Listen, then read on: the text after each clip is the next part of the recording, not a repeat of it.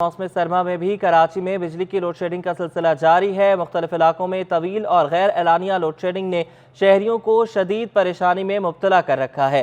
गुलिस्तान जौहर block 7 और अतराफ की societies के मकीन के इलेक्ट्रिक के दफ्तर के बाहर सरापा एहतजाज है। मुजाहिरीन के मुताबिक 100% बिल देने वाले इलाकों में भी 14 घंटे की लोड शेडिंग की जा रही है। मौसम सरमा में कराची में बिजली की लोड शेडिंग का सिलसिला जारी है। मुख्तलिफ इलाकों में तवील और गैर एलानिया लोड शेडिंग ने शहरियों को अजियत में मुब्तला कर रखा है। आज बिल्कुल इस वक्त मौजूद हैं कराची के इलाके गुलिस्तान जौहर ब्लॉक 7 में, जहां पर के इलेक्ट्रिक के सताए अवाम जो हैं वो एहतजाज कर रहे हैं। बिजली इनके घरों में कई घंटे की एलानिया और गैर एलानिया लोड शेडिंग की जा रही है। मुजाहिरीन यहाँ पर के इलेक्ट्रिक के दफ्तर के बाहर मौजूद हैं। पुलिस की भी नफरी यहाँ पर पहुँची है मुजाहिरीन से मुज़ाकरात के लिए। जो मुजाहिरीन यहाँ पर मौजूद हैं उनसे मज़ीद जानते हैं। आप बताइएगा कितने घंटे की लोड शेडिंग की जा रही है, ये एलानिया है या गैर एलानिया है? जनाब, ये तो बड़े अफसोस के साथ हमें कहना पड़ता है कि हमारे पास बिल तो पूरे ये भेज देते हैं, 30,000 35,000 एक सिंगल स्टोरी 120 गज़ के मकान का। इतना बिल पे करने के बावजूद भी हमारे 12 घंटे से 14 घंटे लोड शेडिंग है। और कभी कभार मेंटेनेंस के हवाले से ये चाल चलते हैं कि जनाब सुबह 6 बजे से शाम 6 बजे तक बिजली बंद होगी, या सुबह 8 बजे से शाम 6 बजे तक बंद होगी। उसके बाद फिर मैसेज आता है कि 2 घंटे मज़ीद बंद होगी, फिर मैसेज आता है 2 घंटे मज़ीद बंद होगी। तो हर हफ्ते ये तकरीबन दिन के 14 घंटे कंटिन्यू सुबह से रात तक बंद रहती है। और नॉर्मली आप बताइएगा इस इलाके में कब से ये परेशानी का सामना है? 1 साल से ज़्यादा हो गया इस बात को भाई। कल तो बिल्कुल ही लाइट नहीं थी, 14 घंटे 15 घंटे, कभी तार टूट जाती है। इतवार था, लेकिन फिर भी जो है हमारा जीना अजाब कर दिया। यहाँ पे रोडों का मसला, फिर उसके बाद घर जाओ तो बिजली का मसला, बिल भर के थक गए।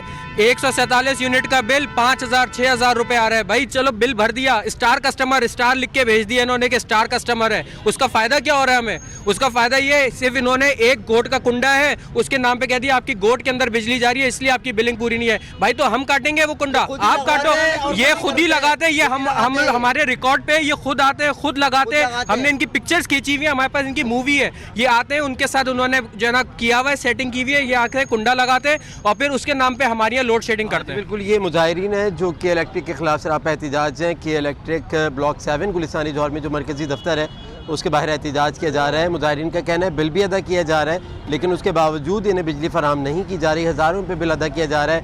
1 साल से एलानिया और गैर एलानिया लोड शेडिंग का इनको सामना है, और इनकी जो बिजली है वो गोट में और दीगर इलाकों में फराहम की जा रही है, जिसका ये कहा जाता है खुमियाजा के इलेक्ट्रिक की जानिब से इन आवाम को भुगतना पड़ रहा है। और इस शहरियों का कहना है कि जब बिल अदा किए जा रहे हैं तो इन्हें बिजली भी मुकम्मल तौर पर फराहम की जाए।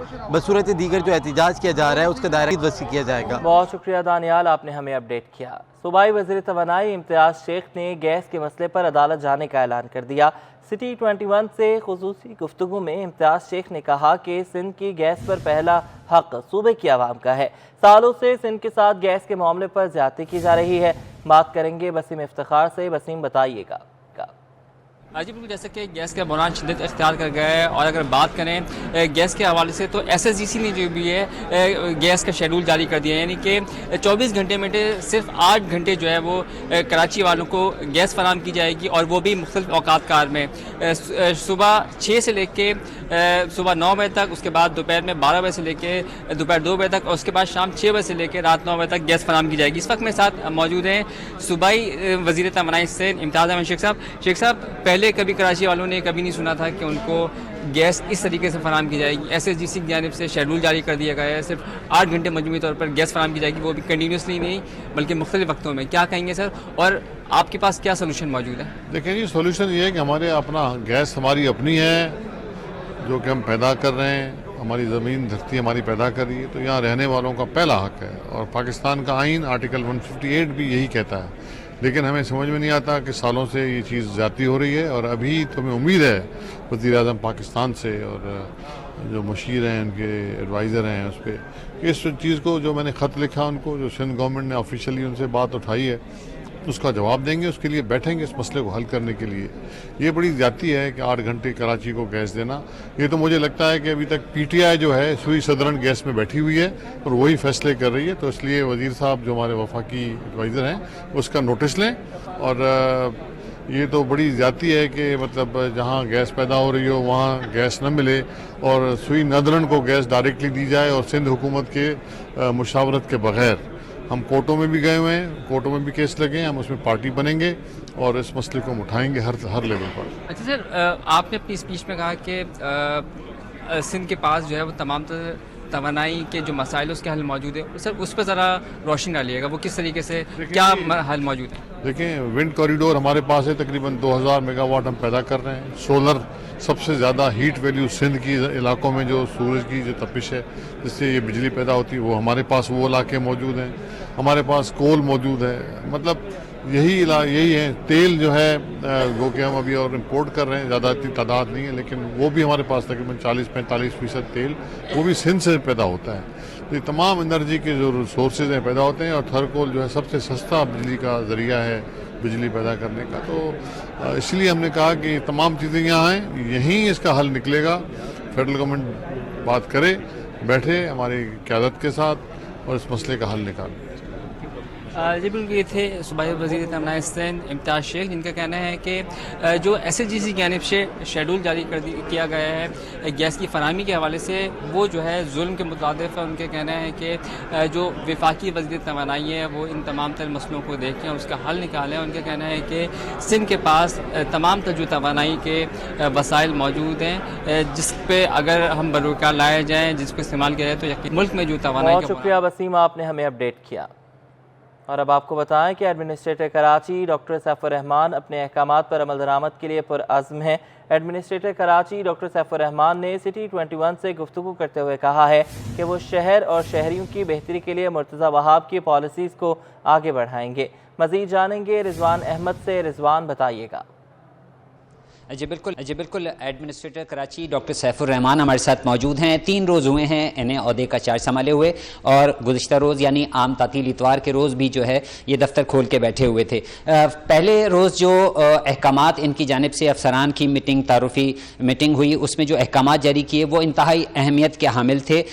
इस हवाले से जो है चहमगोइयाँ ये की जा रही हैं कि वो जो अहकामात जारी किए गए हैं शहर के लिए बहुत बेहतर हैं, लेकिन लॉन्ग टर्म इक़दाम की ज़रूरत है। इस हवाले से डॉक्टर सैफुर रहमान की क्या पॉलिसी है, इनसे जानने की कोशिश करते हैं। बहुत शुक्रिया सर। सबसे पहले तो ये बताइएगा कि आपकी जानिब से जो अहकामात जारी किए गए चार्ज पार्किंग के हवाले से, साइट्स के हवाले से या फूड स्ट्रीट्स के हवाले से, उस पर इम्प्लीमेंट में आप नहीं समझते कि रुकावट आएगी? और ज़मीनी हक़ाइक़ ये हैं कि मुतादिद मकामात पर अभी भी 30 रुपये जो है मोटरसाइकिल की चार्ज पार्किंग फ़ीस वसूल की जा रही है। Thank you very much. देखिए, शॉर्ट टर्म, मिड टर्म और लॉन्ग टर्म तीनों इक़दामात की ज़रूरत है। जिस तरह मैंने पहले कहा था कि तमाम वो जगहें जहाँ पर ऑक्शन नहीं हुआ है वो इमीडिएटली स्टॉप हो गया और वो हो भी गया।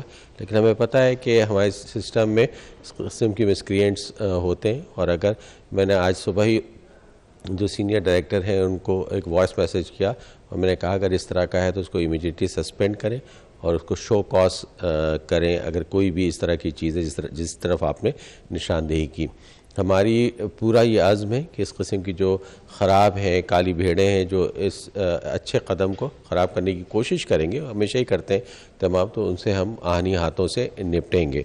हमारा ये आज़म है कि इंशाअल्लाह ताला अलादीन पार्क, जिसका जिना पार्क नया नाम तजवीज़ किया गया है, वहाँ पे हम एक अर्बन फॉरेस्ट, एक ख़ूबसूरत ऐसी जगह जो कराची के शहरियों के लिए एक आरामदेह और सुकून की जगह होगी, जहाँ लाखों दरख्त लगेंगे, जहाँ पे बेंचेस लगेंगी, जहाँ पे लोग आकर अपना एक अच्छा वक्त गुजारेंगे। और न सिर्फ ये कि लोग बल्कि पूरी जो माहौल है वो बेहतर होगा, इकोसिस्टम यहाँ का कराची का बदल जाएगा। तो आपकी काविशें और सोच तो बहुत अच्छी है, लेकिन ये बताइएगा मुझे कि वसाइल भी वही हैं और मसाइल भी वही हैं, बल्कि मसाइल में तो मज़ीद इजाफा भी हो रहा है। शहर के इंफ्रास्ट्रक्चर की बहाली के हवाले से आपने 28 सड़कों की जो है तामीर के हवाले से बात की, कब तक अमल दरामद शुरू हो जाएगा? और इसके अलावा जो लिंक्स रोड हैं उससे शहरी बहुत परेशान है, उसके लिए क्या करना चाहिए? बिल्कुल आपने वजह फरमाया, कराची दुनिया का बड़े शहरों में छठा बड़ा शहर है, 3 करोड़ से ज़्यादा की आबादी है। लोग अब ट्रांसपोर्टेशन के लिए गाड़ियाँ, मोटरसाइकिल करते हैं तो टूट फूट का शिकार होती हैं। मुर्तज़ा वहाब साहब ने बहुत मेहनत से काम किया, बहुत लगन से काम किया, तमाम चीज़ें की। तो मैं चाहता हूँ मैं उनके मिशन को आगे लेकर जाऊँ। मैंने जो मेन 34, वैसे हमारी 108 सड़कें, लेकिन जो मेन 34 सड़कें हैं उनको बेहतर करेंगे। पूरा पैकेज के तौर पे होगा। इसमें ना सिर्फ सड़कें बल्कि फुटपाथ की रिपेयर, उसकी इंक्रोचमेंट का ख़ात्मा, जो स्ट्रीट लाइट है उसको बेहतर करने का, और इसके साथ ग्रीनरी, यानी मैं चाहता हूँ कि बोगनविला ज़्यादा से ज़्यादा पूरे शहर में लगाए जाए ताकि खूबसूरती का एहसास हो। इसके साथ जो पेडेस्ट्रियन ब्रिजेज़ हैं उसमें हमने देखा है कि बहुत सारे झंडे, कपड़े लटके हुए होते हैं, वो सब हटाया जाए, उनको साफ़ सुथरा किया जाए। माली तौर पे ख़ुद मुख्तार बिल्कुल अभी KMC नहीं है, हमें ग्रांट आती है गवर्नमेंट ऑफ सिंध की तरफ से, OZT आती है, तो इसमें अभी सिर्फ जो एग्जिस्टिंग लैंड जो हमारे रेवेन्यू है वो आता है, हमारा MUCT का रेवेन्यू आता है, औरंगी जो PD औरंगी का ऑफिस है उसके से रेवेन्यू आता है, कच्ची आबादी है तमाम, और जो हमारे पार्क्स एंड हॉर्टिकल्चर के डिफरेंट डिपार्टमेंट, कल्चर के जो डिपार्टमेंट है उससे रेवेन्यू आता है। लेकिन इस शहर को करने के लिए 32 बिलियन रुपए कुछ भी नहीं है। तो इसके लिए हमें ज़ाहिर है बहुत मेहनत करनी है। जो एग्जिस्टिंग रेवेन्यू जनरेशन के जो डिपार्टमेंट है उसको और मुस्तहकम करना है, उसको क्लीन करना है। हम ये समझते हैं कि हर तरह की फैसिलिटी दी जाएगी, लेकिन ये भी देखना चाहिए कि मार्केट रेट किस तरीके से, हमारे हट्स हैं उनके मार्केट रेट से बहुत कम होते हैं और ना होने के बराबर, तो उसको हमें कम से कम मार्केट रेट नहीं तो उनसे थोड़ा सा कम ही होना चाहिए। पेट्रोल पंप्स हैं हमारी जो दुकानें हैं, मार्केट्स हैं, उनको यानी उनके किराए बढ़ने चाहिए। हर चीज़ के किराए बढ़े हैं सवाए हमारे KMC की चीज़ें। तो इस पर हम काम करें, इंशाल्लाह बहुत जल्द एक रेजोल्यूशन हम लाएंगे जिसमें ये तमाम चीज़ें होंगी, और इसमें जो दुकानदार हैं, जो हमारे किराएदार हैं, टेनेंट्स हैं, उनको एतमाद में लिया जाएगा, उनको बताया जाएगा कि बल्दिया उज़्मा कराची को ज़रूरत है रेवेन्यू की। बिल्कुल, डॉक्टर सैफुर रहमान कह रहे थे कि शहर के लिए जो भी इक़दाम किए जाएंगे उसमें न सिर्फ इंतज़ामिया बल्कि आवाम को भी एतमाद में कदम उठाया जाएगा। जी बहुत शुक्रिया आपका रिजवान, आपने हमें अपडेट किया। शहर कायद का मारूफ इलाका सदर पार्किंग माफिया का गढ़ बन गया है। शहरियों ने इंतज़ामिया पर पार्किंग माफिया से मिली भगत का इल्ज़ाम लगा दिया है। बात करेंगे नुमान कियानी से। नुमान, बताइएगा।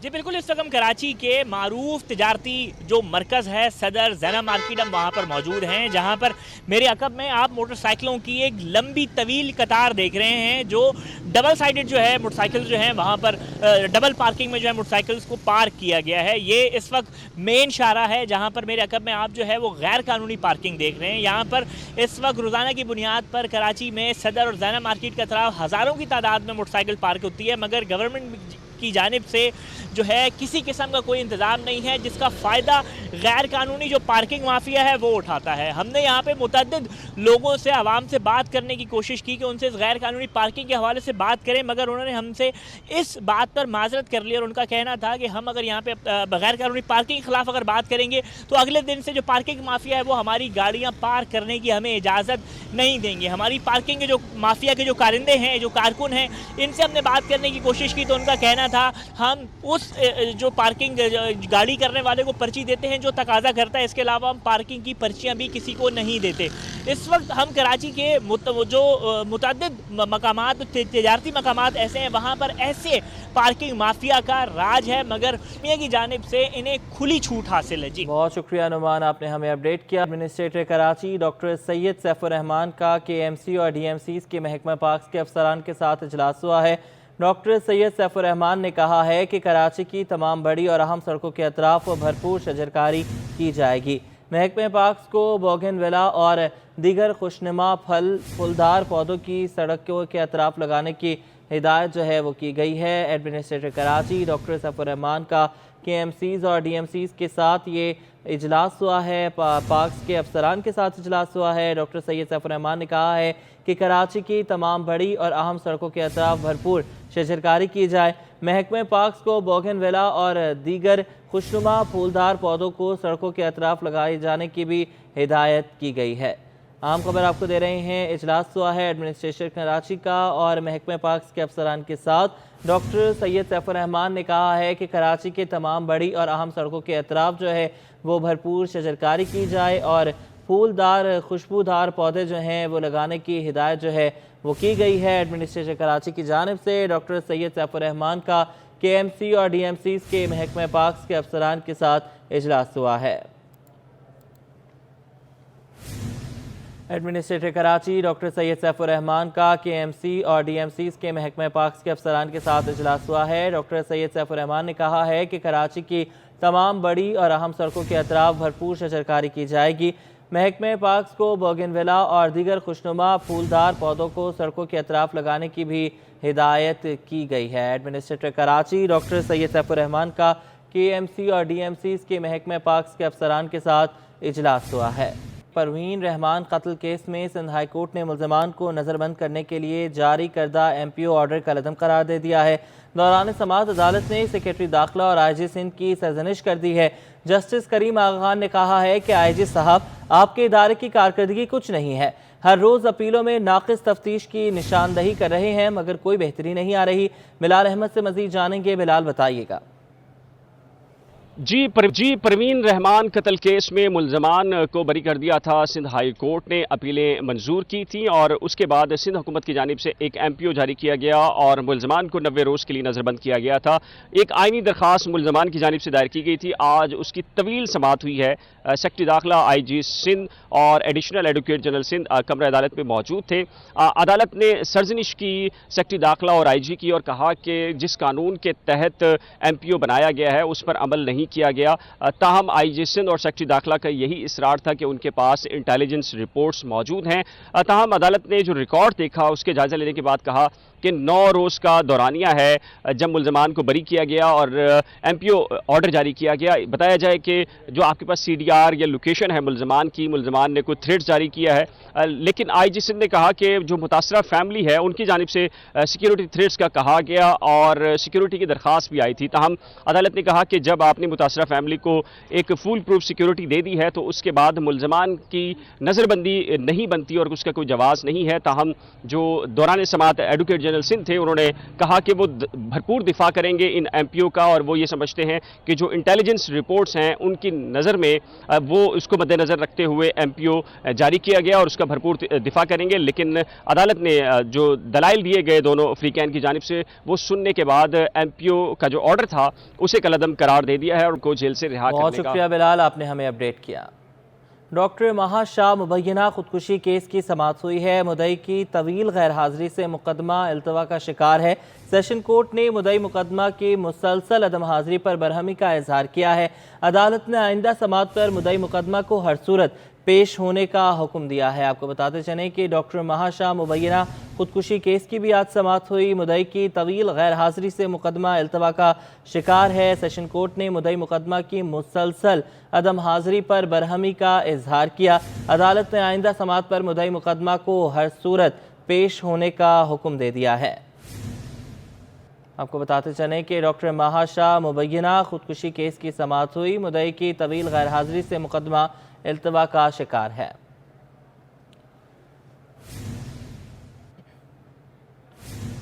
मुल्क की सबसे बड़ी टिम्बर मार्केट के ताजिर भी कारोबार ना होने और महंगाई से शदीद परेशान हो गए हैं। Timber market merchant law association के मेंबर अली असगर ने कहा है कि डॉलर की किल्लत से दरामदी लकड़ी की कीमत बहुत बढ़ गई है। बात करेंगे अशरफ खान से। अशरफ, बताइएगा। माशी मुश्किलात की हम हर जगह अपडेट कर रहे हैं और इस वक्त हम टिम्बर मार्केट में जो कराची में मौजूद है, सबसे बड़ी टिम्बर मार्केट है जो सबसे ज़्यादा टैक्स देती है, वहाँ मौजूद है। यहाँ जब हम पहले आते थे, आरा मशीन आपको कैमरामैन कयूम दिखा रहे होंगे कि यहाँ पे जब ये चल रही होती थी, यहाँ पे काम हो रहा होता था तो यहाँ पे इतना शोर मचता था कि हमें भी काम करने में मुश्किल होती थी। लेकिन यहाँ पे इनका ये काम आपको नज़र आ रहा है कि बिल्कुल खामोशी छाई हुई है, कारोबार ना होने के बराबर है। वजूहत ये है कि एक तो खाम माल नहीं मिल रहा और मिल रहा है तो इसकी लागत इतनी ज़्यादा है कि किस तरीके से कारोबार चलेगा उसके लिए परेशान है। यहाँ पे जो इम्पोर्टर है हमारे पास अली हमारे साथ मौजूद है। अली असगर, क्या सूरत हाल है बाज़ार की? इस वक्त मार्केट की सूरत हाल जो है वो बहुत ही ज़्यादा नाजुक है, बहुत पेचीदा है, बहुत ख़राब है। हमारा कारोबार जो है वो पहले के मुकाबले में 1/4 रह गया है। पहले हमारे पास ऑर्डर्स होते थे, जो हमारी कुछ कंपनीज़ थी जिनको हम मटेरियल सप्लाई करते थे, इसके अंदर सब ब्लू चिप कंपनीज़ थी जो कि मटेरियल हमसे लेती थी, ऑफिशियल सप्लाईज होती थी। उनके ऑर्डर्स नहीं है, बोलते हैं हमारे पास एक्सपोर्टर हो रहा है कि एक्सपोर्टर बोलते हैं हमारे पास एक्सपोर्ट के ऑर्डर्स नहीं हैं। गवर्नमेंट ने इंटरेस्ट रेट इतना ज़्यादा बढ़ा दिया है, इसकी वजह से जो कॉस्ट ऑफ डूइंग बिजनेस है वो इतनी ऊपर चली गई है कि जो एक्सपोर्टर्स या ऐसे लोग जो यहाँ पे लोकल काम करते थे कंस्ट्रक्शन का और कामों का, वो कहते हैं अब हमको वायबल ही नहीं है। तो बिल्कुल मार्केट जो है वो चौथाई काम रह गया है, काम बिल्कुल ऑलमोस्ट ना होने के बराबर है। जी, जैसे कि आपने सुना यहाँ कंसर्न्स भी सुने कि और यहाँ कारोबार साफ का है कि ना होने के बराबर है। जैसे सूरत हाल आपको दिखा भी रहे हैं कि यहाँ पे माल जो क्लियर होकर जो उसकी लागत बहुत बढ़ गई है, यहाँ मॉल मौजूद है लेकिन ख़रीदार नहीं है। और साथ में ये कहा है कि जो मुश्किलात हैं डॉलर ना होने की वजह से इम्पोर्टर को मुश्किलात हो रही हैं और माल जब आ रहा है उस पर भारी डैमेज चार्जेस लग रहे हैं, उससे उनकी लागत बढ़ रही है जिससे कारोबार ना होने के बराबर है। बहुत शुक्रिया अशरफ, आपने हमें अपडेट किया। गवर्नर सिंध कामरान खान टेसोरी से बल्दिया उज़्मा कराची के नए म्यूनसिपल कमिश्नर सैयद शुजात हुसैन की मुलाकात हुई है, जिसमें शहर कायद को दरपेश सेहत और सफाई के मसाइल, इंफ्रास्ट्रक्चर की बहाली, शहर कायद की खूबसूरती के इकदाम और इस ज़िमन में तरजीहात पर तबादला ख्याल किया गया है। बात करेंगे इक़्तिदार अनवर से। इक़्तिदार बताइएगा। आपका से कुछ देर कबल गवर्नर सिंह कामरान खान टेसोरी से बल्दिया उज़्मा कराची के नए म्यूनसिपल कमिश्नर सैयद शुजात हुसैन से मुलाकात की। मुलाकात के अंदर शहर कायद को दरपेश सेहत और सफाई के मसाइल, इंफ्रास्ट्रक्चर की बहाली, शहर कायद की खूबसूरती और दीगर इकदाम पर हुआ। गवर्नर सिंह ने कहा कि शहरी कानून तरक्की के लिए तमाम काबिलों और सहूलतों को लाना होगा। सैयद शुजात हुसैन ने कहा कि फराइज की अदायगी में आपकी रहनुमाई हमेशा मामूल साबित होगी और शहर के मसाइल के हल के लिए सिंध हुकूमत, गवर्नर सिंध और KMC मिलकर काम करेंगे तो शहर तरक्की करेगा और शहरियों को ज़्यादा सहूलियात मैसर आएंगी। बहुत शुक्रिया इक़्तिदार, आप हमें अपडेट कर रहे थे। कौमी junior swimming girls championship Karachi Gymkhana में इख्तिताम पजीर हो गई। सिंध की हरीम मलिक और आर्मी की ईमान शेख को चैम्पियनशिप का बेहतरीन तैराक करार दिया गया। बात करेंगे जावेद इकबाल से। जावेद बताइएगा। मैं सर कराची जिमखाना में मौजूद हूँ जहाँ पर 21वीं national age group swimming girls championship इख्तिताम पजीर हुई। इस इवेंट में जो है कराची की कई सारी लड़कियाँ जो हैं वो ज़बरदस्त परफॉर्मेंस देकर नुमाया रहीं। हमारे साथ मौजूद हैं इस इवेंट में जो बेस्ट स्विमर थी, हम उनसे जानेंगे, उनका तारुफ खुद उनकी ज़बानी सुनेंगे। क्या नाम है आपका? मेरा नाम हरीम मलिक है, मैं सिंध की टीम से खेलती हूँ। कैसी रही परफॉर्मेंस? मेरी परफॉर्मेंस अच्छी रही। मैंने अपने डिसएडवांटेज ईयर में 3 गोल्ड मेडल लिए, जिनमें से 3 रैकेट मैंने बनाए और ग्रुप चैम्पियन भी लिया अंडर 14 के लिए। कितनी मेहनत कर रही थी, कितनी ट्रेनिंग की, कैसा रहा ये जो इस इवेंट की तैयारी? दिन में मैं 2 घंटे ट्रेन करती हूँ और इन 2 महीनों में मैंने 3 घंटे के लिए ट्रेन किया था। इस मेहनत वसूल हुई, कामयाबी हुई इतनी? जी। आगे क्या इरादे हैं, क्या टारगेट? आगे इंशाल्लाह मैं ओलंपिक में जाना चाहती हूँ और इंटरनेशनल कंपनी में ओलंपिक खेलोगी? जी, और इस साल मैं सीनियर नेशनल भी खेलूँगी लाहौर में। आप अपने बारे में? मेरा नाम ईमान शेख है और मैं अंडर 16 की ग्रुप चैम्पियन बनी हूँ। मैंने अपने सारे इवेंट्स में गोल्ड मेडल्स जीते और अल्हम्दुलिल्लाह बहुत अच्छा रिजल्ट था। ये आर्मी की टीम से खेलती हो? जी, आर्मी की टीम से खेलती हूँ। खुश होंगे आर्मी वाले आपकी जीत पर? या जाहिर सी बात है वो तो। कितनी मेहनत थी, कितनी ट्रेनिंग कर रही थी और आप समझती हो परफॉर्मेंस अच्छी रही? मैं 6 साल की उम्र से ट्रेनिंग करती हूँ, स्विमिंग शुरू की थी। ऑब्वियसली कुछ एक आध साल थे जो मैंने ट्रेनिंग नहीं की थी, मगर मैं कोशिश करती हूँ जब कंपटीशन आता है तो उससे 8-9 महीने पहले हम शुरू कर देते ट्रेनिंग। सुना आपने कि ज़बरदस्त तैयारी रही है और परफॉर्मेंस भी दी स्विमर्स ने। इनका इरादा यही कि ज़बरदस्त परफॉर्मेंस दें और पाकिस्तान का नाम जो इंटरनेशनल लेवल पे रोशन करें और ये लड़कियां को जब मौका मिलेगा यकीन इनकी परफॉर्मेंस बेहतर। बहुत शुक्रिया जावेद, आपने हमें अपडेट किया। एक्सपो सेंटर में सजे आलमी कुतुब मेले का आज आखिरी और 5वां रोज़ है। तलबा की बड़ी तादाद अब भी कुतुब मेले का रुख कर रही है। मजीद बताएंगी नम्रा रियासत। बिल्कुल, एक्सपो सेंटर में सजाया गया है 17वां 5 रोज़ा आलमी कुतुब मेला जो अपने आखिरी रोज़ में दाखिल हो चुका है और यहाँ पे तलबा की बहुत बड़ी तादाद ने शिरकत की है और वो बहुत खुश हैं और दिलचस्पी ले रहे हैं किताबों की तरफ। हमारे साथ कुछ तलबा मौजूद हैं, उनसे बात करते हैं कि क्या तासुरात हैं उनके और वो बुक फेयर में आकर उनको कैसा लग रहा है, क्या क्या सीखने के मौके उनको मिले हैं। जी बताएँ, क्या सीखा आपने यहाँ आकर, स्कूल वाले आपको यहाँ लेकर आए, क्या कहना चाहिए? जी, हम मौलूदा एजुकेशनल अकेडमी से हैं, हमें बहुत मज़ा आया ये सब पढ़ कर और हमें बहुत सारी तालीमें हासिल हुई और जो पब्लिशर्स हमें नहीं पता उनका भी पता चला और हमें बहुत खुशी हुई कि हमें स्कूल वाले इधर लेके आए। हमें थोड़ी बहुत तालीम हासिल नहीं थी, वो भी हासिल हो चुकी। हमें यहाँ पे बहुत मज़ा आया है, यहाँ की बुक्स बहुत अच्छी हैं, यहाँ पे हमने बहुत इन्जॉय करा और यहाँ पे मज़े की चीज़ें हैं, बुक्स हैं और बहुत सी चीज़ें हमने देखी जिसके बारे में हमें पता नहीं था, उसके बारे में हमें नॉलेज दी थी वो हमें पता चला। जी, अलहुदा एजुकेशनल अकेडमी की तरफ से आए हैं, हमें यहाँ के बहुत इंजॉय किया। यहाँ पे बुक्स के बारे में इंफॉर्मेशन हासिल हुई, यहाँ पे हम बहुत इंजॉय कर रहे हैं, बहुत नई इंफॉर्मेशन हासिल हुई, यहाँ पे हमें बहुत मज़ा आया। इंजॉय भी किया, साथ साथ मालूमात भी हासिल की किताबों के बारे में, पब्लिशर्स के बारे में। बहुत शुक्रिया नम्रा, आप हमें अपडेट कर रही।